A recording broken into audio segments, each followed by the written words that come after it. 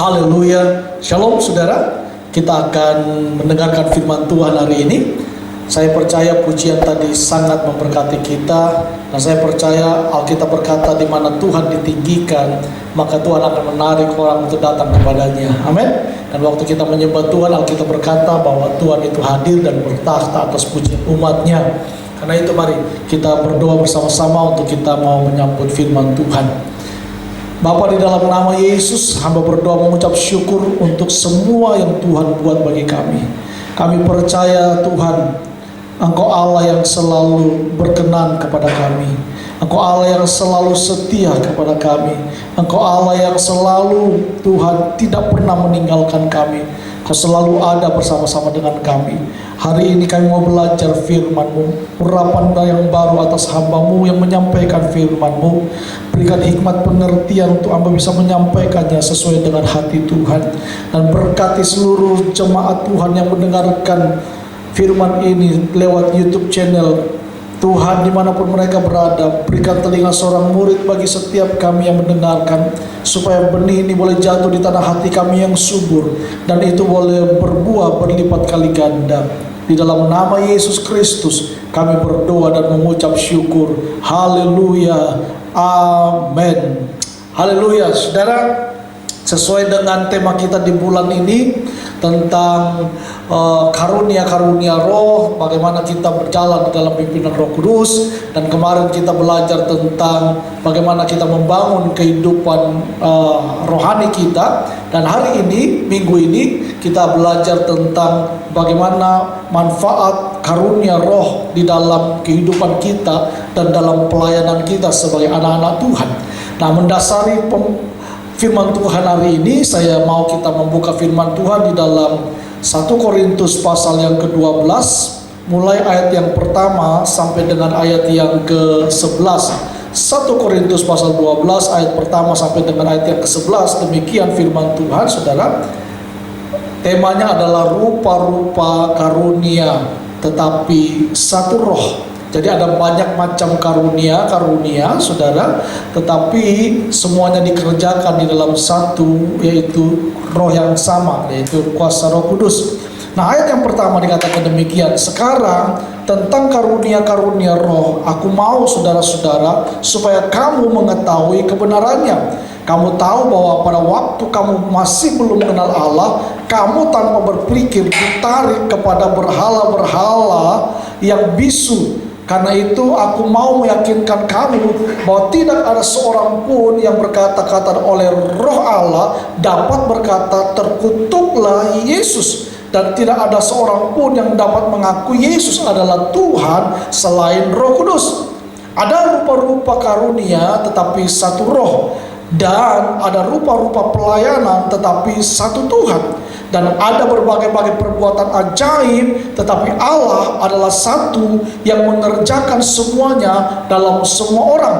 Tetapi kepada tiap-tiap orang dikaruniakan penyataan roh untuk kepentingan bersama. Sebab kepada orang yang seorang, saya ulangi ayat 8, sebab kepada yang seorang roh memberikan karunia untuk berkata-kata dengan hikmat, dan kepada yang lain roh yang sama memberikan karunia berkata-kata dengan pengetahuan. Kepada yang seorang roh yang sama memberikan iman, dan kepada yang lain ia memberikan karunia untuk menyembuhkan. Kepada yang seorang roh memberikan kuasa untuk mengadakan mujizat, dan kepada yang lain ia memberikan karunia untuk bernubuat. Dan kepada yang lain lagi ia memberikan karunia untuk membedakan bermacam-macam roh. Kepada yang seorang yang memberikan karunia untuk berkata-kata dengan bahasa roh, dan kepada yang lain yang memberikan karunia untuk menafsirkan bahasa roh. Ayat 11, tetapi semuanya ini dikerjakan oleh roh yang satu dan yang sama, yang memberikan karunia kepada tiap-tiap orang secara khusus seperti yang dikehendakinya. Saudara yang diberkati oleh Tuhan Yesus Kristus, saya percaya bahwa setiap kita dipanggil Tuhan untuk berjalan di dalam Roh Kudus. Dan Tuhan mau kita selalu bertumbuh di dalam pengenalan akan Dia, hidup di dalam buah-buah roh. Tetapi juga Tuhan mau dalam hidup kita berjalan di dalam karunia-karunia. Dan saudara, karunia Roh Kudus itu diberikan kepada kita semua, orang percaya, orang Kristen, siapapun dia. Tuhan memberikan karunia-karunia-Nya untuk dipakai di dalam pelayanan Tuhan. Karena apa, saudaraku? Karena itu adalah pemberian. Dan kalau itu pemberian berarti kita menerimanya dengan gratis, dengan cuma-cuma. Makanya disebut karunia. Kata karunia dari bahasa asli menggunakan kata karis. Karis itu adalah pemberian atau gift atau hadiah yang diberikan dengan cuma-cuma tanpa usaha kita, saudaraku. Jadi waktu kita menerima kasih karunia-karunia roh, itu adalah pemberian yang Tuhan berikan kepada kita. Bukan karena kita hebat, bukan karena kita punya sesuatu yang lebih, atau karena kita lebih baik dari orang lain, tidak. Tetapi itu pemberian, dan kalau itu pemberian berarti itu adalah dalam kedaulatannya Tuhan. Kepada siapa dia mau memberinya, itu adalah kedaulatannya Tuhan. Tetapi kepada kita semua diberikan karunia-karunia untuk melakukan pelayanan pekerjaan Tuhan. Saudara yang dikasihi Tuhan, sesuai dengan tema kita hari ini adalah manfaat karunia-karunia Roh Kudus di dalam kehidupan kita sebagai orang percaya dan juga dalam pelayanan kita. Nah, saudara yang diberkati oleh Tuhan, ini salah satu jawaban Paulus atas pertanyaan orang-orang Korintus. Melalui jawaban ini, Paulus ingin menyatakan, saudara, bahwa tidak ada masalah yang tidak dapat diatasi jika orang percaya hidup dalam kuasa Roh Kudus. Hidup Kristen dirancang untuk hidup secara adikodrati. Saudara dan saya dirancang oleh Allah untuk hidup di dalam kuasa adikodrati, kuasa Allah. Nah, orang percaya hidup secara adikodrati. Kenapa, saudara? Karena yang pertama, kita ini adalah warga kerajaan Allah. Kita ini warga kerajaan sorga, warga kerajaan Allah, dan bersifat dari kerajaan Allah itu adalah tentang kuasa. Kalau kita baca dalam 1 Korintus pasal yang keempat ayat yang ke-20, bahwa kita hidup harus dengan kuasa. Jadi kalau kita hidup sebagai anak-anak kerajaan Allah, maka hidup kita harus berjalan di dalam adikodrati, berjalan dalam kuasa ilahi, saudaraku. Dan yang kedua, kenapa kita sebagai orang percaya hidup di dalam kuasa adikodrati? Yang pertama tadi, karena kita warga kerajaan Allah dan kita harus berjalan di dalam kuasa Allah. Yang kedua, saudara, karena posisi kita sebagai anak Allah, sebagai anak raja di atas segala raja. Sebagai anak raja, maka saudara, kita punya otoritas. Ya, coba kalau saudara lihat anak raja di mana misalnya, kemanapun dia pergi, dia punya otoritas, dia punya wibawa, sama seperti bapaknya. Ya, dan kita ini adalah anak-anak raja, saudaraku, dan kita punya otoritas. Itulah sebabnya mengapa kita harus berjalan di dalam adikodrati, karena kita adalah anak-anak Allah, kita adalah anak-anak raja. Ya, yang berikut, kita ini adalah, saudaraku, kenapa kita harus menjalankan hidup secara adikodrati? Yang ketiga adalah pola hidup atau gaya hidup kita yang ditetapkan baginya, saudara. Kenapa? Karena kita diwajibkan untuk hidup oleh iman, bukan karena kita melihat tetap dengan fisik saja, tetapi melihat dengan sesuatu dengan mata iman. Sesuatu yang tidak mungkin, sesuatu yang mustahil, dengan kacamata iman kita bisa melihatnya, itu mungkin. Orang bilang tidak mungkin saya bisa disembuhkan, tapi dengan mata iman kita bisa melihat kita disembuhkan. Itulah kuasa adikodrati. Iman, kita berjalan dengan iman, saudara. Dan itu sebabnya kenapa kita harus berjalan dalam kuasa adikodrati, adalah karena yang pertama tadi, kita adalah warga kerajaan surga. Yang kedua, kita adalah anak-anak raja. Dan yang ketiga, kita memiliki adalah iman. Kita memiliki pola hidup, gaya hidup yang ditetapkan bagi kita untuk berjalan di dalam iman, saudaraku. Ya, dan itulah sebabnya kita perlu kuasa adikodrati. Kita perlu karunia-karunia roh. Nah, saudara, kita belajar hari ini apa tujuan Tuhan memberikan karunia-karunia roh dalam hidup kita. Kalau kita lihat di dalam ayat yang pertama sampai dengan ayat yang ke-7, saudara, tadi kita baca di situ bahwa ada tujuan Tuhan memberikan Roh Kudus bagi umatnya. Yang pertama, Tuhan memberikan karunia Roh Kudus bagi saudara dan saya itu untuk memuliakan Kristus. Amin. Untuk memuliakan Kristus, saudaraku. Tidak ada orang yang penuh dengan kuasa Roh Kudus kemudian dia mencerca dan menghina Tuhan Yesus. Dikatakan di dalam ayat yang ketiga, nggak mungkin, ya, karena Roh itu adalah Roh Allah, dia nggak mungkin menghujat Yesus. Dan orang yang berjalan dalam karunia-karunia Roh Kudus, pasti dia akan memuliakan Allah. Sebab itu kalau orang diberikan Tuhan karunia Roh Kudus, lalu dia memuliakan dirinya sendiri, saya pikir dia bukan menerima karunia Roh Kudus, saudara. Sebab karunia Roh Kudus itu hanya memuliakan Yesus. Dia hanya memuliakan Yesus yang adalah pemilik dari segala sesuatu.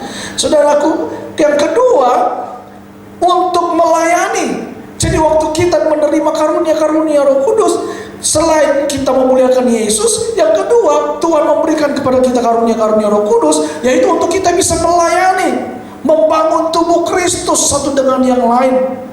Ya, kalau kita baca di dalam 1 Korintus pasal yang ke-12, saudara, di pasal yang ke-11, ayat yang ke-12 sampai dengan ayat yang ke-14, dan kemudian seterusnya, kita akan melihat di situ ada banyak karunia-karunia yang dipakai oleh Tuhan. Ya, untuk apa? Untuk melayani satu dengan yang lain. Dikatakan bahwa kita ini satu anggota tubuh, ya, bermacam-macam karunia, tetapi satu untuk memuliakan nama Tuhan. Saudara, jadi pemberian kuasa Roh Kudus bukan untuk memuliakan diri kita atau menyatakan keunggulan kehidupan rohani kita, bahwa saya orang yang paling hebat, saya orang yang luar biasa, saya orang yang sudah rohani. Tidak. Semata-mata untuk menjadi berkat bagi orang lain, semata-mata untuk memuliakan Allah, semata-mata untuk melayani, saudara. Karena itu, saudaraku, kita perlu mengerti bahwa pelayanan itu adalah kasih karunia. Menerima karunia-karunia Roh Kudus itu juga adalah kasih karunia. Ya, dan itu diberikan kepada kita sebagai orang percaya, saudaraku, untuk melakukan segala sesuatu, kedaulatan dan kehendak Tuhan dalam hidup kita, bukan berdasarkan keinginan kita, tapi berdasarkan keinginan Tuhan, berdasarkan keinginan Roh itu sendiri. Saudara, perlu diketahui bahwa kualitas rohani itu tidak diukur dari kuasa atau karunia-karunia Roh yang ada pada diri kita atau pada seseorang. Ya, kualitas hidup rohani diukur dari buah Roh Kudus itu sendiri, atau karakter Kristus yang ada pada seseorang. Jadi bukan pada banyaknya karunia pelayanan, tidak, tetapi dari buah-buah yang dihasilkan dan perubahan-perubahan hidup yang kita hasilkan dalam kehidupan kita, itu menunjukkan bahwa kita adalah orang-orang yang dewasa secara rohani. Karena itu, saudaraku, tujuan karunia rohani ini yang pertama itu adalah untuk memuliakan Tuhan, yang kedua untuk melayani, membangun tubuh Kristus, dan yang ketiga apa, saudaraku? Yang ketiga adalah untuk menjadikan kita saksi Tuhan yang efektif. Ya, menjadi saksi Tuhan yang efektif, tidak takut dan pantang menyerah dalam iman, sanggup menghadapi dan mengatasi segala sesuatu. Sekalipun sulit, tapi bersama dengan Tuhan kita cakap melakukan segala sesuatu. Kita menjadi saksi-saksi Tuhan yang efektif. Itu sebabnya kita perlu karunia-karunia Roh Kudus. Itulah tujuan Tuhan memberikan karunia-Nya. Saya kenal satu hamba Tuhan ketika melayani, dia bersaksi ada seorang temannya melayani di daerah Tasikmalaya, saudara. Di sana ada orang tidak suka dengan hamba Tuhan ini, dan satu kali hamba Tuhan ini, dia dari agama berbeda, saudara, ya, dan karena dia tahu ini adalah penginjil yang datang menginjil di desa mereka, lalu satu kali hamba Tuhan ini mau diracuni, bukan mau diracuni, saudara, dikasih racun, minum, disajikan dalam buah kelapa. Lalu waktu dia minum, minggu depan, karena hamba Tuhan ini setiap minggu dia pergi ke Tasikmalaya untuk pelayan di sana, karena ada pos pelayanan yang dia bangun di sana. Setiap dia datang ke sana, diberikan Dia singgah di satu tempat, di perjalanan itu ada sepanjang jalan itu sebelum masuk ke daerah Tasikmalaya ada tempat untuk beristirahat. Ketika mereka menaiki bus atau kendaraan mereka, di situ ada penjual kelapa muda, saudara. Dan orang itu ketika tahu ini adalah hamba Tuhan yang bolak-balik datang setiap minggu untuk memberitakan Injil di sana, dia diracuni. Waktu beri air kelapa dikasih racun, saudara. Minggu depannya dia datang, dia kaget, orang ini kok belum mati, dikasih racun lagi, saudara. Minggu depannya orang itu datang minum di tempat kelapa itu lagi, dia kaget kok gak mati-mati. Lalu dia penasaran, dia bilang, Bapak sehat-sehat? Pendeta ini bilang, saya sehat, saya baik, saya tidak apa-apa. Loh, Bapak tahu, selama ini saya meracuni Bapak, tapi Bapak tidak ada masalah. Saya guna-gunain Bapak supaya Bapak mati, tapi saya heran kok Bapak tidak mati-mati. Saudara, saya pernah melayani di daerah pedalaman di suku Dayak, saudara, di Kalimantan Timur waktu saya pertama awal-awal bertobat. Kami di sana melayani orang-orang Dayak yang telinganya panjang-panjang, saudara ya. Dan di sana ilmu-ilmu sangat kuat sekali, saudara. Berapa kali kami diserang, tapi puji Tuhan kami selalu dilindungi oleh Tuhan, dan pelayanan kami sangat berdampak di sana jadi berkat. Kenapa? Ada beberapa kepala suku yang akhirnya bertobat dan terima Yesus karena waktu kita KKR, saudara, mereka menyebarkan guna-guna, mantra-mantra menyerang kami semua, tapi kami tidak apa-apa, kami tetap memuji Tuhan, kami tetap sehat. Dan besoknya kami KKR lagi, dan kemudian dia hari ketiga KKR dia menyerahkan dirinya untuk mau menerima Yesus sebagai Tuhan dan Juru Selamat. Karena apa? Dia bilang gini, kuasamu lebih hebat, kamu punya ilmu lebih hebat daripada ilmu saya mau menunjukkan diri kepada ilmu kamu, saudara ya. Dan akhirnya dia terima Yesus. Nah saudara, tujuan Tuhan memberikan kita karunia-karunia roh adalah supaya kita bisa melayani Tuhan dengan efektif. Amin, saudara. Melayani Tuhan dengan efektif, ya. Dalam kondisi apapun kita percaya Tuhan ada bersama dengan kita. Karena itu kita nggak perlu takut. Nah saudara, itulah sebabnya kita perlu karunia-karunia roh. Yang kedua, saudaraku, kita belajar di sini. Yang pertama tadi kita belajar apa tujuan Tuhan memberikan karunia rohnya. Yang pertama adalah untuk memuliakan Tuhan. Yang kedua adalah untuk melayani Tuhan. Dan yang ketiga adalah untuk menjadikan kita saksi-saksi Tuhan yang efektif. Nah, poin yang kedua, saudara, karunia Roh Kudus itu diberikan kepada kita, saudara. Ada tujuan Tuhan. Nah, ada 9 karunia Roh Kudus yang tersedia bagi semua kita orang percaya. Karunia ini dapat dibagi dalam beberapa kategori. Saya bagi dalam 3 kategori, saudaraku, ya. Yang kategori yang pertama itu adalah karunia-karunia kuasa untuk mengenal, mengetahui secara supranatural.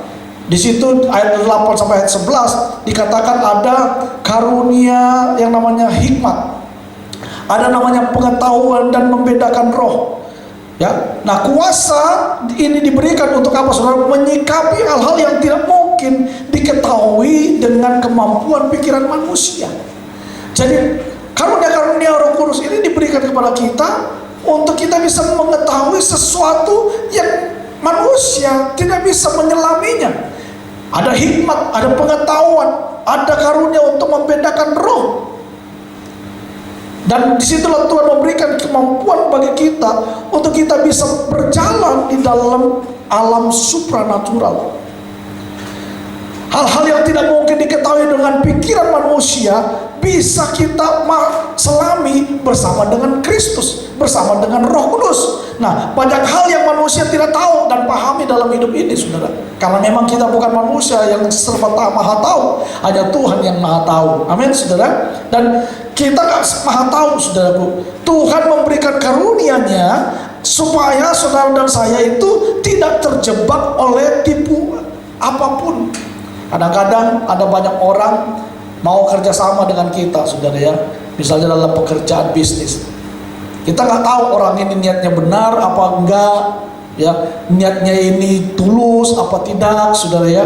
Tapi kalau saudara dipenuhi dengan Roh Kudus, saudara punya karunia roh untuk bisa memiliki pengetahuan, ya, memiliki hikmat, memiliki bisa membedakan roh. Wah, indah sekali saudara. Kita tidak akan gampang ditipu. Kenapa? Roh Kudus sudah memberitahu kita, hati-hati, orang ini nggak benar, orang ini punya niat yang nggak baik, orang ini punya niat yang nggak tulus, orang ini akan mencelakakan kamu. Itulah karunia Roh Kudus, saudaraku. Nah, karunia Roh Kudus itu yang pertama, karunia-karunia kuasa untuk mengetahui secara supranatural diberikan kepada saudara, yaitu hikmat, pengetahuan, dan membedakan roh. Lalu saudara, karunia kuasa Roh Kudus itu bagian yang pertama itu tadi.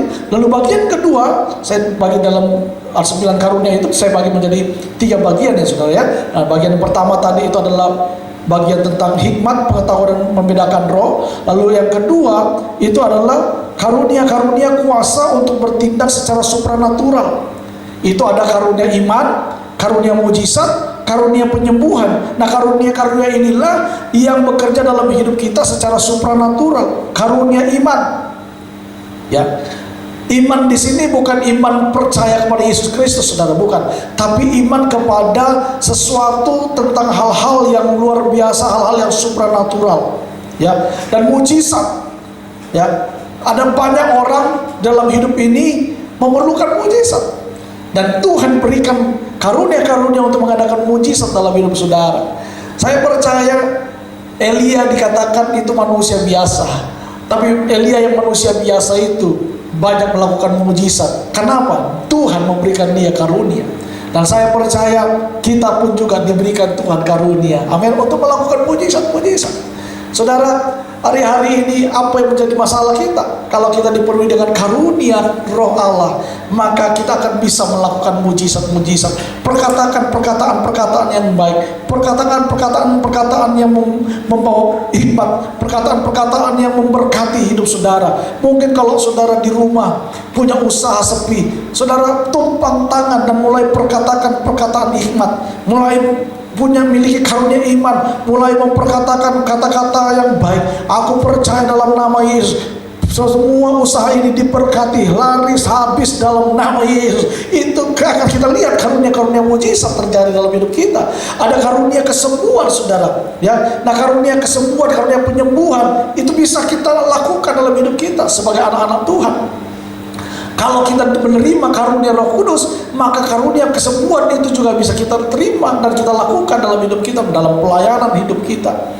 Ya, waktu saudara tumpang tangan atas orang sakit di dalam nama Yesus, aku nyatakan kau sembuh. Saudara, orang itu akan sembuh karena Roh Kudus yang mengerjakannya. Nah, kuasa ini, saudaraku, memberikan kita keberanian, memberikan kita kekuatan dan kemampuan untuk bertindak pada masa-masa yang sulit dan genting. Ya, karunia iman itu bekerja pada saat masa-masa yang sulit dan genting. Karunia mujizat itu bekerja pada saat-saat masa-masa yang sulit dan genting. Karunia penyembuhan bekerja dalam masa-masa yang sulit dan genting. Kadang-kadang dokter sudah nggak tahu harus berbuat apa, didiagnosa semua penyakit kok nggak ada. Disitulah kita perlu karunia kesembuhan, amin. Dan saya percaya di saat-saat itulah, di saat yang genting, yang orang tidak tahu menanganinya, dokter sudah angkat tangan dan tidak tahu harus berbuat apa. Di saat itulah kita perlu karunia penyembuhan untuk bekerja dalam hidup kita dan menyembuhkan setiap sakit penyakit kita, saudaraku. Nah, karena itu saudara yang dikasihi Tuhan, kita perlu karunia-karunia ini, ya. Karena kita perlu mengatasi segala sesuatu dalam hidup ini bersama dengan Roh Kudus. Kita perlu melakukan segala sesuatu bersama dengan Tuhan. Kenapa? Karena kita percaya bahwa Allah kita adalah Allah yang sanggup, dan oleh kuasanya pasti, saudaraku, kita akan mampu melakukan perkara-perkara yang luar biasa. Jadi ada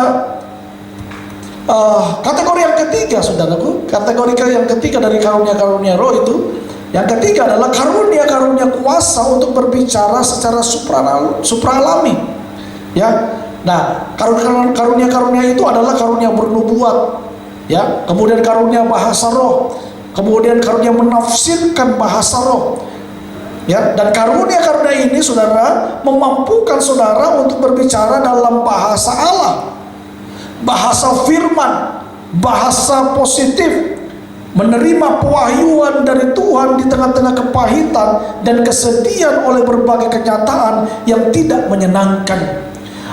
Karena itu saudara, kita perlu dipenuhi dengan sukacita dan kegembiraan untuk memuji dan menyembah Tuhan serta beribadah kepada Tuhan. Dan saya percaya Roh Kudus itu akan menuntun saudara dan saya. Roh Kudus akan memberikan kepada kita penyataan-penyataan yang adikodrati, saudaraku.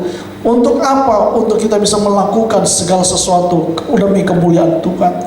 Nah, jika kita pelajari kerja dari semua karunia ini, saudaraku, dari 9 karunia itu yang saya bagi dalam 3 kategori tadi, yaitu yang pertama kategori karunia kuasa untuk mengenal dan mengetahui secara supranatural, ada hikmat, pengetahuan dan membedakan roh. Kemudian kategori yang kedua adalah karunia untuk kuasa untuk kita bertindak secara supranatural, ada karunia iman, mujizat dan penyembuhan. Lalu yang ketiga itu adalah karunia kuasa untuk berbicara secara supranatural atau supraalami, yaitu bernubuat, bahasa roh, dan menafsirkan bahasa roh, saudaraku. Nah, jika kita mempelajari dari semua itu 9 karunia ini, saudaraku, maka saudara, karunia ini bekerja untuk apa? Mengatasi setiap masalah dan kesulitan kita. Dia memberikan jalan keluar dalam masalah kita, saudaraku. Dia menjadikan umat Tuhan atau saudara dan saya menjadi orang-orang yang menang dalam setiap masalah. Bahkan karunia ini menjadikan kita umat Tuhan sebagai saksi atas kebesaran Tuhan yang luar biasa. Itulah sebabnya penting sekali bagi kita untuk kita memiliki karunia-karunia roh. Saudaraku, karunia-karunia roh ini diberikan bagi kita untuk kita bisa berjalan di dalam apa yang Tuhan mau dalam hidup kita. Kita berjalan di dalam hal-hal yang luar biasa senantiasa dalam kehidupan kita. Karena Tuhan mau kita selalu berjalan di dalam mujizat demi mujizat. Kita melangkah setiap waktu, setiap saat di dalam mujizat demi mujizat yang Tuhan mau. Nah, kuasa ini diberikan untuk kebutuhan kita yang percaya di dalam dunia ini. Karena di dalam dunia ini tantangan sangat berat, saudara, pergumulan juga besar dan perlu kuasa adikodrati. Nah, saudaraku, kita perlu kuasa itu di dunia ini. Nanti kalau di surga tidak perlu lagi, saudara, karena di surga kita tidak butuh lagi karunia-karunia. Yang kita butuh dalam surga itu adalah memuliakan Tuhan, memuji Tuhan, menyenangkan Tuhan, menyembah Tuhan. Nah, karunia-karunia Roh Kudus ini diberikan bagi kita untuk kebutuhan kita di dunia ini, saudaraku, sebagai anak-anak Tuhan. Sebab itu kita harus berusaha, harus terus mengejar agar kita memiliki karunia-karunia tersebut.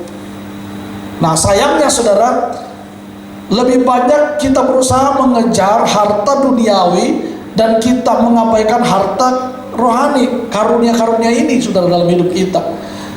Padahal ini penting di dalam hidup kita, di dalam menjalani kehidupan kita di dunia ini. Karena dengan kuasa karunia-karunia Roh Kudus itulah kita bisa melakukan segala sesuatu dengan luar biasa dalam hidup kita. Sebab itu kita perlu mencari hal-hal ini, mengejar hal-hal ini, saudaraku. Dan saya percaya itu yang Tuhan mau dalam hidup kita. Nah, saudaraku yang dikasih dalam Tuhan, kembali kepada tema kita, manfaat karunia Roh dalam pelayanan kita. Apa, saudara? Yang pertama, Roh Kudus itu diberikan kepada saudara dan saya, atau karunia-karunia Roh diberikan kepada saudara dan saya untuk apa? Untuk menyatakan bahwa Yesus itu Tuhan. Ayat yang ketiga di situ dikatakan bahwa firman Tuhan berkata bahwa seseorang tidak mungkin bisa mengakui bahwa Yesus adalah Tuhan tanpa peranan Roh Kudus. Roh Kudus itu, saudara, menginsafkan orang akan dosa. Itu sebabnya kita perlu peranan Roh Kudus. Peranan Roh Kudus dalam hidup kita yang membuat kita bertobat, yang membuat kita sadar bahwa kita orang yang berdosa, itu adalah Roh Kudus. Firman Tuhan berkata bahwa seseorang tidak mungkin bisa mengaku Yesus adalah Tuhan tanpa peranan Roh Kudus. Kita bisa percaya Yesus Karena Roh Kudus yang bekerja dalam hidup kita, menyadarkan kita, kamu itu gak benar, kamu itu orang yang salah, kamu harus bertobat, kamu harus percaya pada Tuhan. Itu sebabnya kalau orang gak dipenuhi Roh Kudus, gak dijamah Roh Kudus, dia gak akan bertobat, saudara. Bolak-balik kita injilin, kalau Roh Kudus belum menjamah hatinya, belum melembutkan hatinya, susah untuk bertobat. Hanya Roh Kudus yang mampu mengubah seseorang. Hanya Roh Kudus yang mampu untuk membuat orang itu berbalik kepada Kristus. Saudaraku, nah selain itu Roh Kudus juga akan memperlengkapi kita sebagai orang percaya dengan karunia rohani, saudara, melalui baptisan Roh Kudus. Karena itu roh tersebut dapat digunakan untuk menyatakan bahwa Yesus itu Tuhan. Ya, seperti misalnya karunia kesembuhan ilahi ketika bekerja, kita bisa pakai itu untuk menunjukkan bahwa Yesus itu adalah Tuhan. Ada banyak hamba Tuhan yang dipakai Tuhan dengan karunia kesembuhan, dan lewat karunia itu banyak orang yang bisa dibawa kepada Kristus Yesus Tuhan. Ya, banyak orang menjadi percaya dan menerima Yesus sebagai Tuhan dan Juru Selamat setelah mereka melihat ada kuasa, ada mujizat kesembuhan yang terjadi di dalam nama Yesus. Sebab hanya nama Yesus yang bisa memberikan kita kesembuhan, hanya nama Yesus yang memberikan kita keselamatan. Di luar Yesus tidak ada pengharapan, di luar Yesus tidak ada jalan keluar. Hanya di dalam Yesus, saudara. Amin. Nah, manfaat karunia roh dalam pelayanan kita yang kedua adalah untuk apa? Untuk kepentingan bersama. Dalam 1 Korintus pasal 12 ayat yang ke-7 Alkitab berkata demikian, tetapi kepada tiap-tiap orang dikaruniakan penyataan roh untuk kepentingan bersama. Nah, tadi saya bilang ada 9 karunia roh dibagi dalam 3 kategori, saudara ya. Dan karunia-karunia itu diberikan kepada saudara dan saya itu untuk kepentingan bersama, bukan untuk saling menonjolkan diri, saling berlomba-lomba. Aku punya karunia ini, kamu gak punya karunia ini, kita berbeda. Enggak, saudara. Masing-masing kita diberikan karunia memang berbeda-beda, tetapi untuk kepentingan bersama, yaitu untuk membangun tubuh Kristus dan untuk memuliakan Tuhan. Karena itu kita gak boleh bermegah untuk hal itu. Karena itu hanyalah kasih karunia yang Tuhan berikan bagi kita. Nah, karunia rohani yang Tuhan berikan kepada orang percaya itu memang berbeda. Tujuan untuk saling melengkapi seperti anggota tubuh yang berbeda-beda, tapi mereka memiliki fungsi yang berbeda-beda, tetapi saling melengkapi satu sama lain. Kaki gak mungkin bilang begini, saya gak butuh kamu tangan, gak bisa. Namanya tubuh ini saling membutuhkan, tangan butuh kaki, kaki butuh kepala, kepala butuh mata dan sebagainya, saudaraku. Ya, karena nggak mungkin sepasang kaki itu bisa berjalan sendiri tanpa mata, saudara ya. Mata itu yang menuntun langkah kaki kita kepada tujuan yang kita mau. Karena itu tidak ada orang yang bisa bergerak dengan karunianya sendiri, nggak bisa. Kita saling menundukkan diri satu dengan yang lain dan saling melengkapi, saling membangun untuk tujuan kemuliaan nama Tuhan. Yang ketiga, yang terakhir, saudaraku, manfaat karunia roh dalam pelayanan kita adalah untuk memberikan karunia khusus. Ya, ayat yang ke-11 dikatakan demikian, tetapi semua ini dikerjakan oleh roh yang satu dan yang sama, yang memberikan karunia kepada tiap-tiap orang secara khusus seperti yang dikehendakinya, saudara. Ya, karunia Roh Kudus, saudaraku, diberikan secara khusus kepada setiap orang percaya dengan berbeda-beda, tadi saya katakan, sesuai dengan kehendak dan rencana Tuhan atas hidup kita. Ya, karena itu kita perlu mengenali karunia yang Tuhan tempatkan dalam hidup kita. Dan apakah kita sudah mengerjakan karunia itu untuk melayani Tuhan? Ini perlu kita jawab, saudara. Jangan sampai Tuhan kasih kita karunia, tapi kita nggak pakai untuk melayani Tuhan. Karena itu Tuhan memberikan kita karunia untuk melayani. Kalau Tuhan memberikan saudara karunia iman, layani Tuhan dengan karunia iman itu. Kalau Tuhan pakai saudara dengan karunia hikmat, layani Tuhan dengan karunia hikmat itu. Pakai untuk melakukan segala sesuatu untuk kemuliaan Tuhan. Saudara diberi karunia Tuhan untuk melayani dengan karunia penyembuhan, layani Tuhan dengan karunia kesembuhan. Sebab itu kita saling melayani satu dengan yang lain dan saling melengkapi di dalam Kristus Yesus. Dan saudara, saya percaya waktu kita mengerti tentang hal ini, bagaimana kita berjalan dalam karunia roh, manfaat karunia roh dalam pelayanan kita, tujuan-tujuan daripada karunia roh, dan apa saja karunia-karunia rohani dalam hidup kita. Maka kalau kita mengerti akan hal ini, kita akan melihat hidup kita akan bergairah melakukan segala sesuatu seperti yang Tuhan mau. Kekristenan kita bukan menjadi kekristenan yang hambar, kekristenan kita bukan menjadi kekristenan yang lesu, yang tidak bergairah, tetapi kekristenan kita akan menjadi kekristenan yang bergairah, yang penuh dengan semangat, penuh dengan sukacita, karena karunia Roh Kudus selalu ada dalam hidup kita, memberikan kita gairah, memberikan kita semangat. Sebab saya percaya waktu Roh Kudus memimpin kita, roh kita akan menyala-nyala, dan orang yang memiliki roh yang menyala-nyala, dia tidak akan pernah tinggal diam. Dia akan melakukan segala sesuatu demi kemuliaan Tuhan, supaya Tuhan dimuliakan, dan tujuannya adalah Yesus yang ditinggikan. Haleluya, amin. Kita akan mendengarkan kesaksian dari seorang anak Tuhan, ya, bagaimana Roh Kudus menjamah dia dan kemudian dia mengalami pertobatan, dan bagaimana dia berjalan bersama Roh Kudus, dan kita akan menyaksikan bersama-sama. Tuhan Yesus berkati.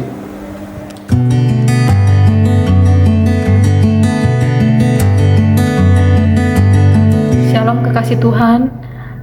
Saya di sini sedikit berbagi tentang bagaimana pengalaman maupun kesaksian saya tentang pertama kali saya menerima baptisan Roh Kudus. Tahun 2007 ketika saya masih kuliah di Bandung, setelah saya melalui kelahiran baru, sering sekali di gereja itu saya melihat teman-teman maupun saudara-saudara kita pada saat penyembahan itu suka berbahasa lidah.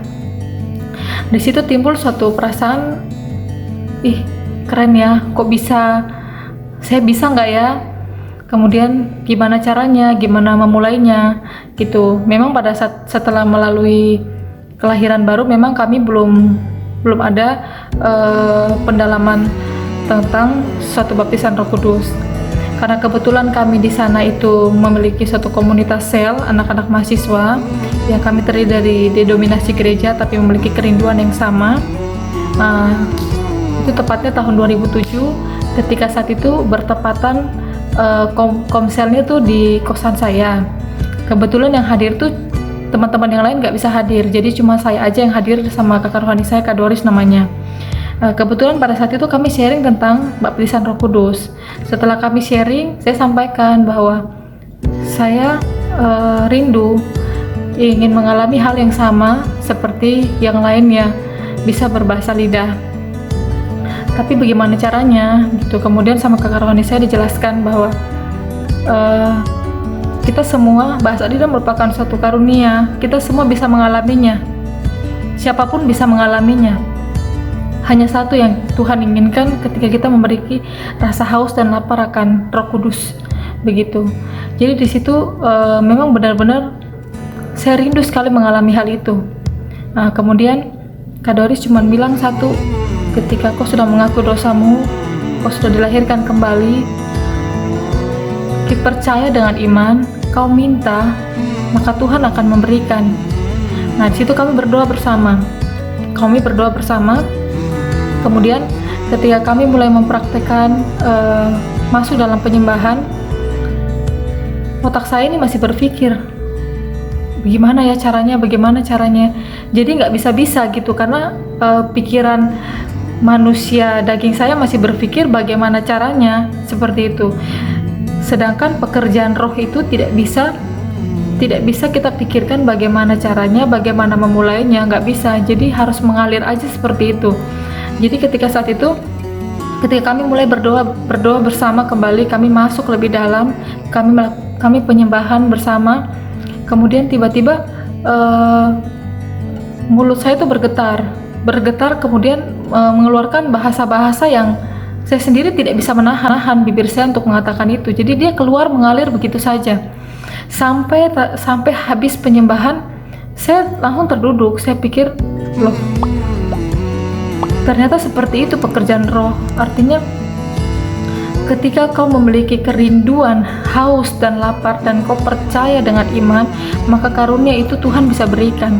Dia tidak terbatas oleh waktu, tidak terbatas di mana kau terima, tidak terbatas siapa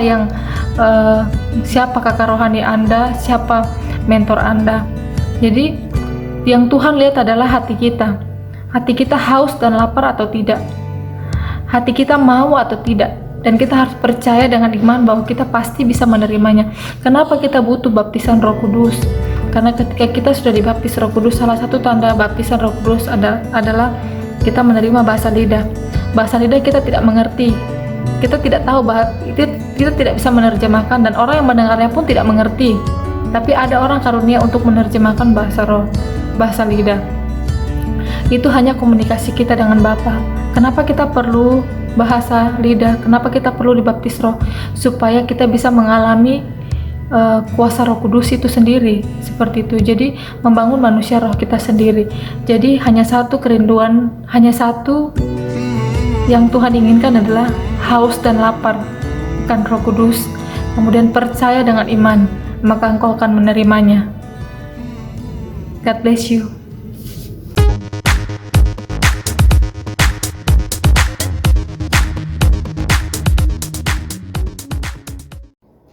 Shalom kekasih-kekasih Tuhan. Karena kondisi kota kita masih dalam memutus mata rantai COVID-19, maka ibadah tetap dilakukan secara live streaming di YouTube channel Kingdom Worship Family Church hingga ada instruksi dari Bapak Wali Kota Jayapura selanjutnya. Untuk itu, bagi Anda yang belum memiliki tempat ibadah yang tetap dan rindu untuk melayani, Anda dapat hadir pada ibadah kami di GBI Kingdom Worship Family Church yang bertempat di Black on Box atau di BOB Cafe, Jalan Raya Abepura nomor 18, atau Anda dapat menghubungi kontak person di bawah ini. Namun, untuk saat ini ibadah masih dilakukan secara live streaming. Gembala dan seluruh pelayan Tuhan GBI Kingdom Worship Family Church mengucapkan selamat ulang tahun kepada Bapak Ibu Saudara yang berulang tahun di minggu ini. Tuhan Yesus memberkati dengan umur yang panjang, kesehatan dan berkat yang melimpah dalam kehidupan Bapak, Ibu dan Saudara. Kepada jemaat yang telah mengembalikan persepuluhan dan memberikan persembahan, kami mengucapkan banyak terima kasih. Tuhan Yesus yang membalas semua taburan benih yang diberikan. Kami mengajak Bapak, Ibu, dan Saudara untuk mengikuti Facebook, Instagram, dan YouTube Kingdom Worship Family Church untuk mendapatkan informasi dan pelayanan media kami. Ikuti Kingdom Worship live on Facebook setiap hari Rabu pukul 19.00 waktu Indonesia Timur bersama Pastor Galpinarta. Don't miss it. Selamat hari Minggu, tetap di rumah, semangat, Tuhan Yesus memberkati. Haleluya. Saudara, mari kita akan mengakhiri ibadah kita pada hari ini. Saya mengajak saudara semua yang ada di rumah boleh bangkit berdiri bersama dengan keluarga, saling bergandengan tangan, dan kita akan berdoa dan mengakhiri ibadah kita hari ini. Bapa, di dalam nama Yesus, hamba mengucap syukur untuk hadirat-Mu, firman-Mu yang berbicara di tengah-tengah kami. Hari ini kami belajar bagaimana kami mengerti tentang karunia-karunia roh dalam hidup kami, sehingga kami bisa pakai untuk melayani pekerjaan Tuhan, membangun tubuh Kristus satu dengan yang lain, bahkan membawa orang kepada kebenaran-Mu dan percaya kepada Engkau Tuhan lewat karunia-karunia yang Tuhan percayakan bagi kami. Tuhan, nama-Mu berdoa, pakai kami sesuai dengan kehendak-Mu, pakai kami sesuai dengan rencana-Mu, sesuai dengan panggilan yang Tuhan berikan bagi kami. Dan biarlah kami tetap setia di dalam setiap panggilan yang Tuhan percayakan, dalam setiap karunia-karunia yang Tuhan percayakan bagi kami. Terima kasih Tuhan, terima kasih.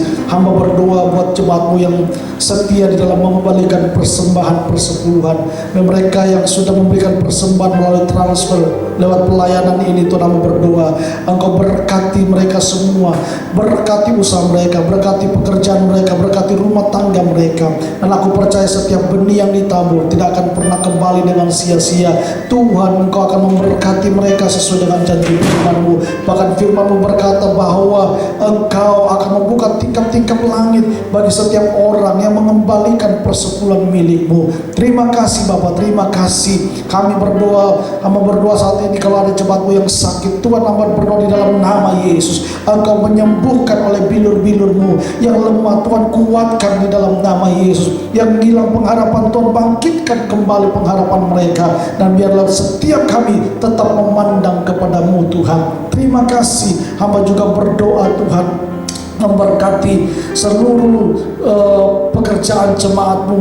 Maka saat ini dalam masa-masa corona ini Tuhan, Engkau terus membangkitkan perekonomian jemaat-Mu, memberkati pekerjaan mereka, menyediakan semua yang diperlukan. Aku percaya Engkau tidak pernah meninggalkan orang yang percaya dan berharap kepadamu. Engkau akan memberkati makanan mereka, Engkau akan memberkati minum mereka, Engkau akan memberkati kebutuhan mereka Tuhan.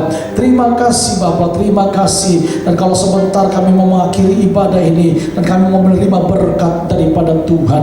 Karena itu saudara dikasih Tuhan, terimalah berkat daripada Allah Bapa, cinta kasih daripada Tuhan Yesus Kristus, persekutuan yang manis dengan Roh Kudus selalu ada tinggal menyertai saudara, memberkati setiap usahamu, memberkati keluargamu, memberkati keluar masuk rumahmu, dan memberkati anak-anak dan juga perjodohanmu dalam Tuhan. Mulai hari ini sampai Maranatha, Yesus Kristus datang pada kali yang kedua, mengangkat saudara dan saya saleh-salehnya untuk masuk dalam pesta perkawinan anak domba Allah dan memerintah bersama dengan Dia sampai selama-lamanya. Tuhan Maranatha, haleluya. Setiap kita yang sudah diberkati Tuhan percaya bersama katakan amin. Amin. Selamat berhari Minggu saudara. Jangan lupa hari Rabu setiap malam jam 7 kita ada Kingdom Worship 30 minute. Kita sama-sama menyembah bersama, sharing singkat, kemudian kita berdoa bersama-sama. Dan kita berdoa supaya COVID ini cepat berlalu di kota kita, sehingga kita bisa kembali beraktivitas. Kami sekeluarga, bahkan semua pelayan-pelayan rindu bertemu dengan saudara jemaat Tuhan, karena sudah ber2 bulan kita tidak bersama-sama ya saudara ya. Oke, selamat berhari Minggu. Tuhan Yesus memberkati kita. Amin.